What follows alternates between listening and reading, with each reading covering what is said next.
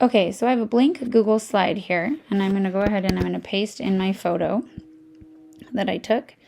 And right now I can see my rulers, but you guys probably can't. So you're going to go to View, Show Ruler, and then you're going to start to shrink your photo down so that it is a 4 by 5. So it's 5 inches wide by 4 inches tall.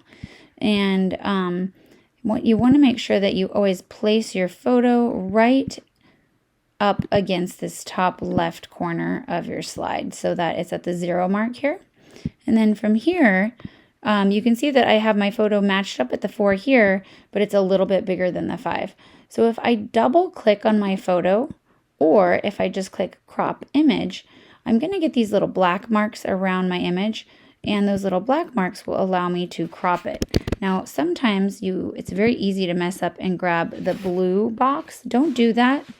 Instead, you always want to make sure that you grab the black line. And I'm going to go ahead and I'm just going to pull my image into here because I don't really mind that I'm cropping off part of this ring. And I'll push return. And now I have a perfect 4 by 5 inch rectangle. From here, I can go to View, and then Guides, Show Guides, and then a couple guides will pop up on my screen. Now, I want to make sure that all my guides land at the exactly a ½ inch mark.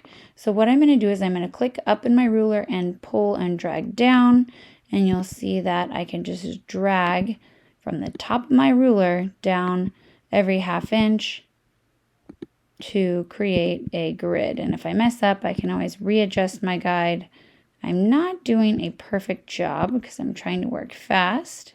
And I also know that my keyboard tends to be really, really loud when I make videos, so I'm really sorry if I'm slamming on my keyboard. I swear I'm touching it so soft, but I know that it turns out really loud. Okay, so you can see I'm doing the same thing with my left ruler. I'm grabbing, clicking. So I click and pull and drag, and that allows me to just pull these rulers in. So once I have this beautiful grid over my photo, what I like to do is make a screenshot. On my MacBook, that's Command-Shift-4, but on a Chromebook, it's different. It's like Command-Shift and then the button above the 4 that looks like a rectangle with 2 lines. And then what I do is I screenshot it so that I can see my ruler there. And then now I can open it and view it as large as I want on my screen, which is really, really handy because I have to stare at this the whole time I'm sketching.